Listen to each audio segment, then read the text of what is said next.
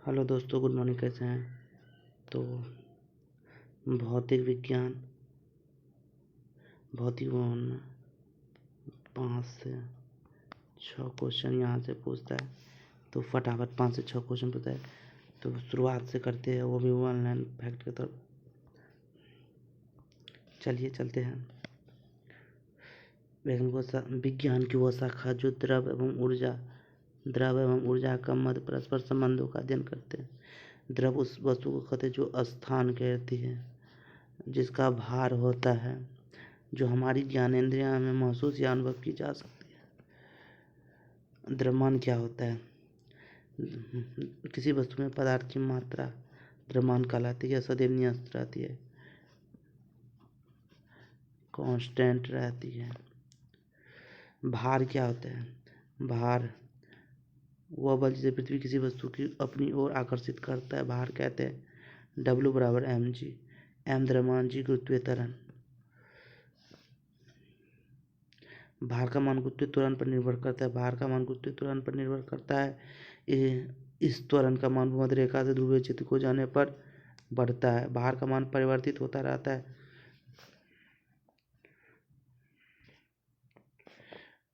भौतिक राशियाँ 2 प्रकार की है। अधिक राशि वे भौतिक राशि जिन्हें व्यक्त करने के लिए केवल परिमाण की आवश्यकता होती है। समय, दूरी, चाल, घनत्व, ऊर्जा, शक्ति। सदिश राशि वे भौतिक राशि जिन्हें व्यक्त करने के लिए परिमाण के साथ साथ दिशा की जो आवश्यकता होती है। विस्थापन, वेग, बल, त्वरण। निम्न में से कौन सा एक सदिश राशि नहीं है? तो है ऊर्जा। मात्रक किसी भी भौतिक राशि के मापन के लिए मात्रक का प्रयोग किया जाता है। मात्रक 2 प्रकार के हैं, मूल मात्रक और व्युत्पन्न मात्रक। मूल मात्रक क्या होते हैं? वे मात्रक जिन्हें व्यक्त करने के लिए अन्य मात्रकों की आवश्यकता नहीं होती है। द्रव्यमान, दूरी, समय। द्रव्यमान के mg, दूरी के लेंथ, t के सेकेंड। व्युत्पन्न मात्रक वे मात्रक जिन्हें व्यक्त करने के लिए 2 या 2 से अधिक मूल मात्रक की आवश्यकता होती है। क्षेत्रफल के मीटर स्क्वायर, आयतन के मीटर क्यूब और चाल के मीटर प्रति सेकेंड। Metre square, metre cube, metre प्रति सेकेंड। मात्रकों की पद्धति एग्जाम पूछता है।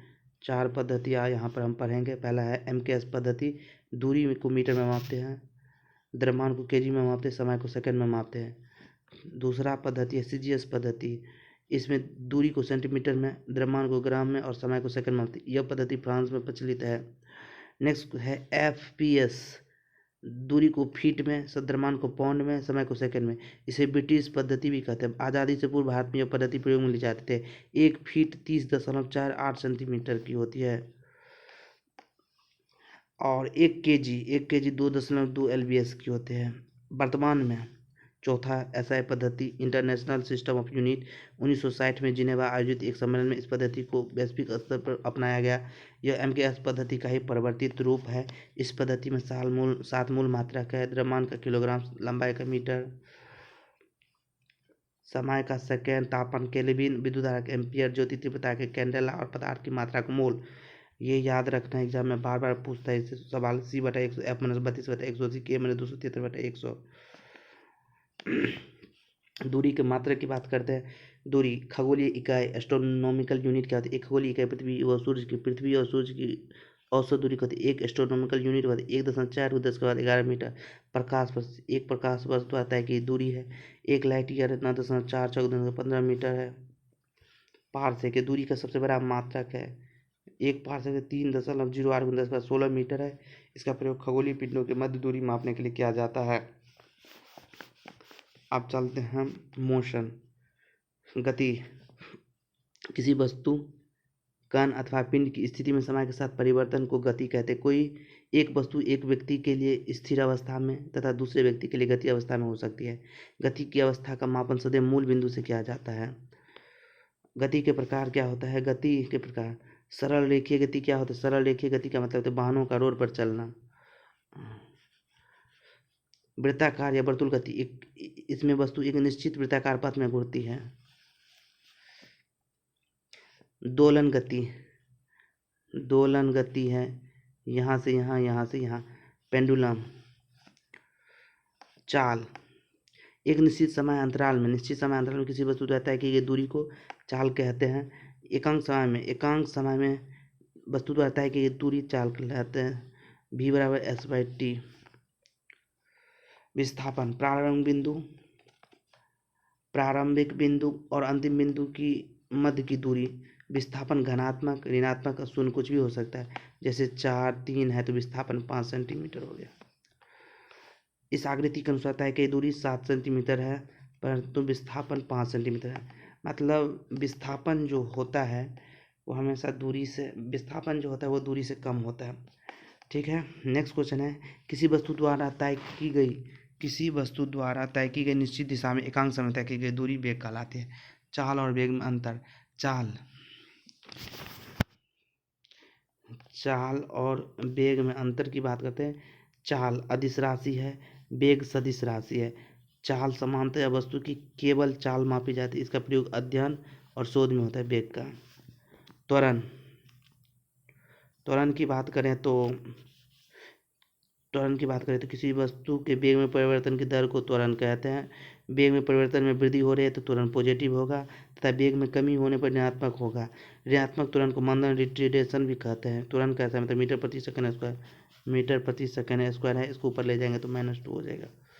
नेक्स्ट क्वेश्चन है, यह एक सदिश है। ठीक है, एक समान त्वरण गति आगे बढ़ रहे वस्तु के बारे में 3 व्याख्या समीकरण के माध्यम से v बराबर u प्लस at, s बराबर ut plus half at square पहला, दूसरा, तीसरा v square u square plus 2s। u प्रारंभिक वेग भी, अंतिम वेग t समय में तय की गई दूरी है। त्वरण एक समान गति का तात्पर्य है एक समान त्वरण का तात्पर्य क्या है? एक वस्तु का समान समय अंतराल में समान दूरी तय करती है।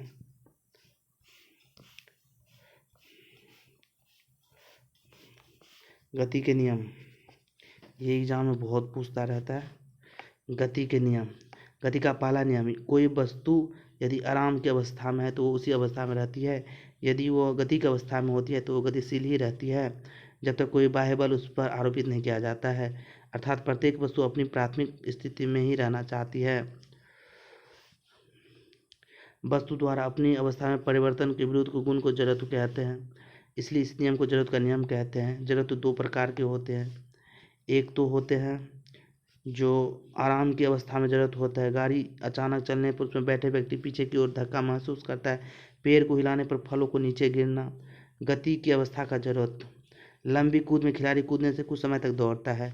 चलती हुई गाड़ी में अचानक ब्रेक लगने से आगे की ओर झुक जाता है, महसूस करता है। इसे गैलीलियो का नियम भी कहते हैं। गति के पहले नियम से बल की परिभाषा मिलती है। वस्तु का द्रव्यमान जितना अधिक होगा जड़त्व उतना ही प्रभावी होगा। रबर की गेंद तथा लोहे की गेंद, निम्न से कौन सा कथन सत्य है? गति के पहले नियम से संबंधित, इसके द्वारा बल की परिभाषा प्रदान की जाती है। गति के द्वितीय नियम, किसी वस्तु के संवेग के परिवर्तन की दर को उस आरोपित बल के समानुपाती संवेग की दिशा वस्तु पर आरोपित बल की दिशा के समान होती है। इसे संवेग आवेग का नियम कहते हैं। इस नियम में हमें बल की सूत्र प्रदान किया जाता है। संवेग किसी वस्तु के द्रव्यमान तथा उसके वेग के गुणनफल को संवेग कहते हैं। यह एक सदिश राशि है। इसे p द्वारा दर्शाया जाता है। p बराबर mv। आवेग किसी वस्तु पर आरोपित बल तथा उसके समय अंतराल गुणनफल को आवेग कहते हैं। आवेग एक सदिश राशि, आवेग और संवेग के दोनों का मान समान होता है। आवेग को j द्वारा दर्शाया जाता है। आवेग किसी वस्तु में होने वाली हानि को समानुपाती होती है। बल और संवेग परिवर्तन की दर F बराबर dmv/dt, F बराबर m है। संवेग और गतिज ऊर्जा में क्या संबंध है? Kinetic energy 1/2 mv square, 1/2 m square v square m, तो किनेटिक मतलब p स्क्वायर 2m। संवेग एक अदिश राशि है, इसमें से ये गलत है क्योंकि संवेग एक सदिश राशि है। गति के दूसरे नियम, कैच लपकते समय खिलाड़ी द्वारा हाथों को पीछे की ओर खींचना। खिलाड़ियों यदि रेतीले और पानी की सतह पर कैच लपकते समय द्वारा हाथों को पीछे की ओर खींचना। खिलाड़ी यदि रेतीले और पानी की सतह पर गिरता है तो उसे कम चोट लगती है, परंतु सतह पर गिरने से अधिक चोट लगती है।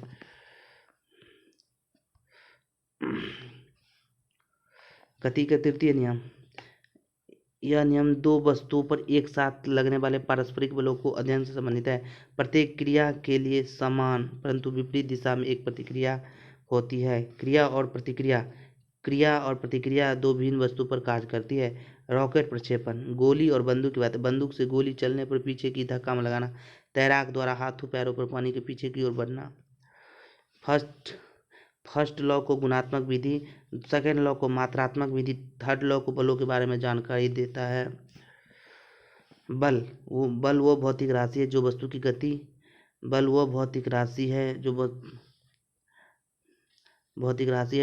गति या आराम की अवस्था में परिवर्तन लाता है या परिवर्तन लाने की प्रयास करता है। यह एक सदिश राशि है जिसका मान वस्तु के द्रव्यमान और उसके त्वरण के गुणनफल के बराबर होता है। किसी वस्तु पर बल लग रहे बल के बारे में पूर्ण जानकारी के लिए 3 शर्तें आवश्यक है। बल का परिमाण, बल के कार्य करने की दिशा और वह बिंदु जिस पर बल कार्य कर रहा है। बल के मात्रक SI मात्रक न्यूटन, CGS मात्रक डायन, FPS मात्रक पाउंड, F बराबर M में। 1 न्यूटन बराबर 1 kg गुने 1 मीटर 1000 1 न्यूटन 10⁵ प्रकृति में 4 मूल बल बचे। गुरुत्वाकर्षण बल। ब्रह्मांड में कोई दो वस्तुओं के मध्य उनके द्रव्यमान और लगने वाले बल, यह बल वस्तुओं के मध्य दूरी पर निर्भर करती है। यह प्रकृति में पाए जाने वाले सबसे कमजोर बल है। M1 M2 D, F M1 M2 D, F बराबर G M1 M2 R²। OR G गुरुत्वाकर्षण नियतांक है 6.67 गुने 10⁻⁻11 newton metre square kg square. इस बल के माध्यम से विभिन्न घटनाओं की व्याख्या की जाती है। हमें पृथ्वी से बांधे रखने वाला तत्व, चंद्रमा का पृथ्वी के चारों ओर चक्कर लगाना, पृथ्वी का सूर्य के चारों ओर चक्कर लगाना। पलायन वेग वह न्यूनतम वेग जिसके द्वारा फेंकी गई वस्तु पृथ्वी के गुरुत्वाकर्षण बल के क्षेत्र के पार कर जाती है। पृथ्वी पर पलायन वेग 11.2 किलोमीटर प्रति सेकंड, चंद्रमा पर पलायन वेग 2.38 किलोमीटर प्रति सेकंड है। 6.46 मीटर होता है। दुर्बल नाभिकीय बल क्या है? रेडियो सक्रिय पदार्थों से निकलने वाले अल्फा बीटा कणों के मध्य लगने वाले बल दुर्बल नाभिकीय बल है। इस बल का परास बहुत ही कम होता है परंतु यह गुरुत्वाकर्षण बल से अधिक प्रभावी होता है। That means 10⁻25। विद्युत चुंबकीय बल, यह बल दो आवेशों के मध्य लगते हैं। समान आवेश एक दूसरे को विकर्षित तथा असमान आवेश एक दूसरे को आकर्षित करते हैं। इसे कूलम का नियम भी कहते हैं। यह बल गुरुत्वाकर्षण तथा दुर्बल नाभिकीय बल से अधिक प्रभावी होता है। 10⁻36। प्रबल नाभिकीय बल, यह बल प्रोटॉन न्यूट्रॉन के मध्य लगता है। इस बल के कारण ही नाभिक कभी टूटता नहीं है। यह प्रकृति में पाए जाने वाला सबसे शक्तिशाली बल है। 10⁻38। बलों के प्रकार। संतुलित बल, जब किसी वस्तु पर एक साथ कई बल कार्य कर रहे हो और उनका परिणामी बल शून्य हो तो उन्हें संतुलित बल कहते हैं। इस अवस्था में वस्तु गति नहीं करती है। 0। असंतुलित बल क्या होते हैं? जब वस्तु पर एक साथ कई बल कार्य कर रहे हो तथा उनका परिणामी बल शून्य ना हो तो उन्हें असंतुलित बल कहते हैं। इस अवस्था में वस्तु गति करती है। घर्षण बल वह बल जो वस्तु के मध्य परस्पर गति का विरोध करता है। घर्षण बल सदैव गति की दिशा के विपरीत दिशा में लगता है। यह बल वस्तु की प्रकृति पर निर्भर करता है। चिकनी सतह वाली वस्तु में घर्षण बल कम तथा खुरदरी सतह की वस्तु का अधिक होता है। घर्षण बल 3 प्रकार की होती है। सीमांत यानी लिमिटिंग फ्रिक्शन फोर्स, यह बल दो स्थिर वस्तुओं के मध्य कार्य करता है। सर्फी स्लाइडिंग फ्रिक्शन फोर्स क्या होता है? यह बल उस समय कार्य करता है जब एक वस्तु दूसरी वस्तु की सतह पर गति करती है। रोलिंग फ्रिक्शन फोर्स क्या होता है? जब एक वस्तु दूसरी वस्तु की सतह पर लौटती है या वो बल कार्य करते हैं। एक समान सतह के लिए सर्फी घर्षण बल सदैव लौटनी घर्षण बल से अधिक होता है।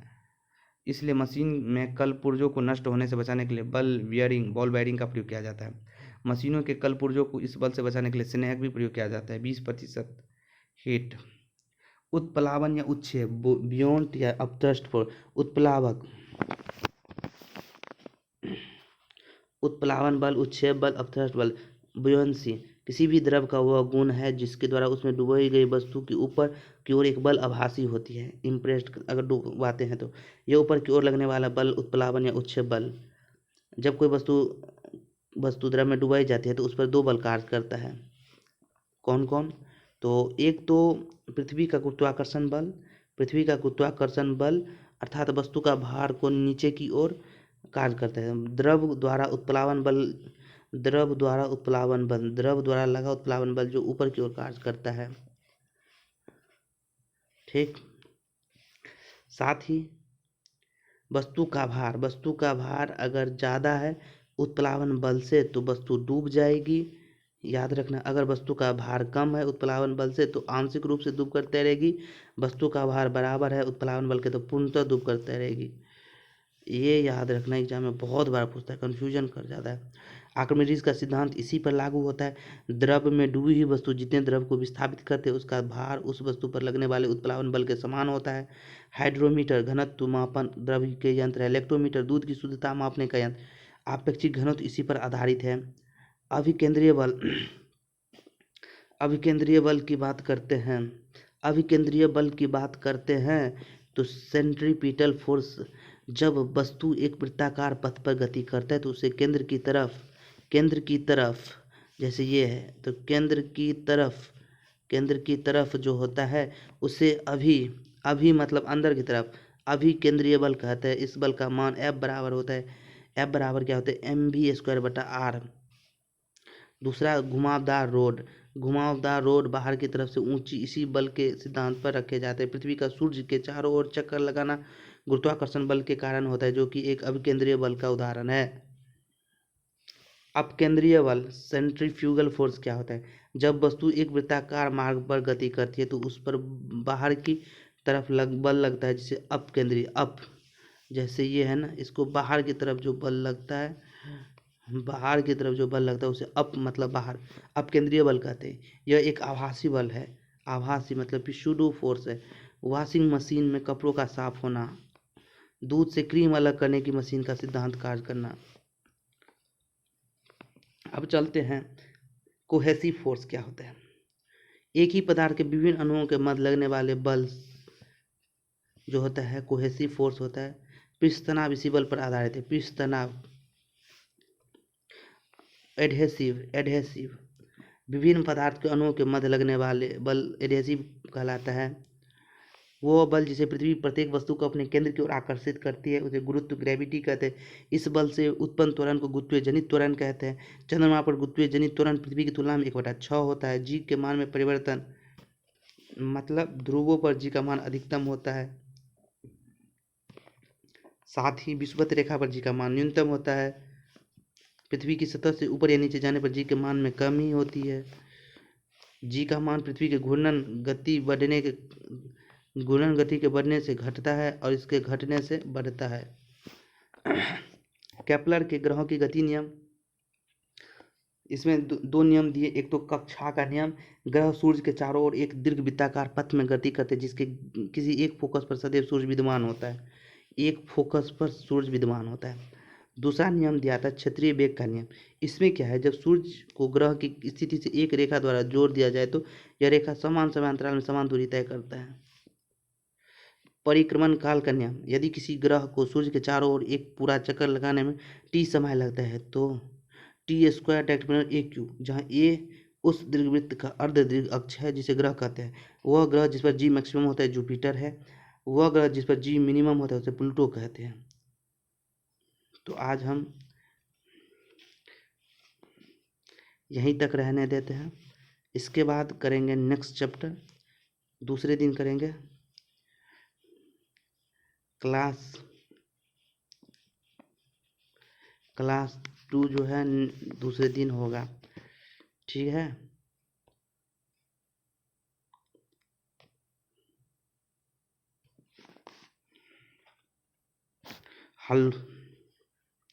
हेलो दोस्तों गुड मॉर्निंग। तो आज हम क्लास 2 की तरफ चलते हैं। कार्य किसी वस्तु पर आरोपित बल एवं उसके कारण हुए विस्थापन के गुणनफल को कार्य कहते हैं। कार्य एक अदिश राशि है। कार्य क्या है? एक अदिश राशि है। कार्य धनात्मक ऋणात्मक शून्य हो सकता है। कार्य का मात्रक ऐसा मात्रक जूल होता है। सीजीएस मात्रा, कार्य का सीजीएस मात्रक अर्ग होता है। यदि किसी वस्तु पर 1 न्यूटन का बल लगाया जाए और उसमें 1 मीटर का विस्थापन हो तो किए गए कार्य का मान 1 जूल होती है। 1 जूल क्या होता है? 1 न्यूटन गुने 1 मीटर, 1,100 तो 10⁻7, 1 जूल 10⁻7 अर्ग। नेक्स्ट क्वेश्चन है ऊर्जा। किसी वस्तु में कार्य करने की जो क्षमता होती है उसे ऊर्जा कहते हैं। ऊर्जा एक अदिश राशि है। मात्रक कार्य के मात्रक के समान ही होते हैं।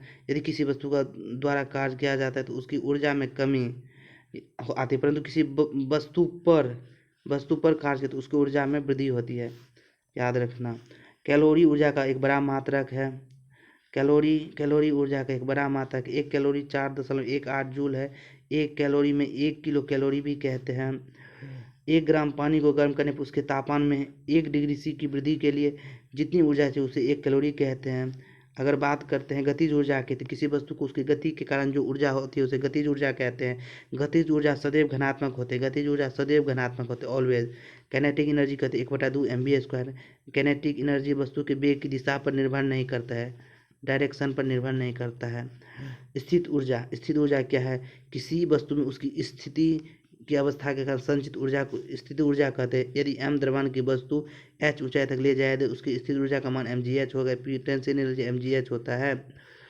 स्थित ऊर्जा का मान वस्तु के ऊंचाई तक लाने में मार्ग पर निर्भर नहीं करता है, ऊंचाई पर निर्भर नहीं करता है। गतिज ऊर्जा स्थित ऊर्जा के योग को यांत्रिक ऊर्जा कहते हैं। विद्युत ऊर्जा, आवेशित कणों से उत्पन्न ऊर्जा को विद्युत ऊर्जा कहते हैं। नाभ के विखंडन और संलयन से उत्पन्न ऊर्जा को नाभ की ऊर्जा कहते हैं। नाभ की ऊर्जा, इसमें क्या 2 तरह के एक होते हैं, AFR क्या होता है? Away from the reactor. ऊर्जा संरक्षण का सिद्धांत भी देखते हैं। ऊर्जा को ना तो उत्पन्न किया जा सकता है और ना ही नष्ट किया जा सकता है, मतलब इसको एक रूप से दूसरे रूप में परिवर्तित किया जा सकता है। डायनेमो और जनरेटर क्या होते हैं? यांत्रिक ऊर्जा को विद्युत ऊर्जा में बदलता है। बल्ब और ट्यूबलाइट क्या करता है? विद्युत ऊर्जा को प्रकाश ऊर्जा में बदलता है। माइक्रोफोन क्या करते हैं? ध्वनि ऊर्जा को विद्युत ऊर्जा में। लाउड स्पीकर क्या कहते हैं? विद्युत ऊर्जा को ध्वनि ऊर्जा में। शक्ति, भारत का फर्स्ट माइक्रो प्रोसेसर शक्ति ही था। कार्य करने की दर को शक्ति कहते हैं। इसका ऐसा मात्रक वाट होता है। इसका एक अन्य मात्रक अश्व शक्ति है, 1 HP 740 वाट। विद्युत ऊर्जा का वाणिज्यिक मात्रक kWh है। यदि 1000 वाट के किसी भी उपकरण को 1 आवर तक चलाया जाए तो उसमें खपत हुई ऊर्जा 1 यूनिट के बराबर माना जाता है। 1 kWh बराबर है 1000 वाट आवर घंटा। 1000 वाट गुने 3600 सेकेंड, 3.6 गुने 10⁻6 वाट सेकेंड, या 3.6 गुने 10⁻6 जूल बटा सेकेंड। 1 kWh बराबर होता है 3.6 गुने 10 के पावर दाब। किसी भी सतह के एकांक क्षेत्र पर लगने वाले बल को दाब कहते हैं। दाब का माप बैरोमीटर द्वारा किया जाता है। यह एक अदिश राशि है। इसका ऐसा मात्रक पास्कल या न्यूटन बटा मीटर स्क्वायर होता है। वायुमंडलीय दाब, वायु में उपस्थित धूल, गैस व वाष्प के कणों द्वारा जो वस्तु पर बल लगाया जाता है उसे वायुमंडलीय दाब कहते हैं। वायुमंडलीय दाब का ऐसा मात्रक बार होता है। 1 atm 1013.25 मिली बार पर MB या 760 mm ऑफ Hg टॉर।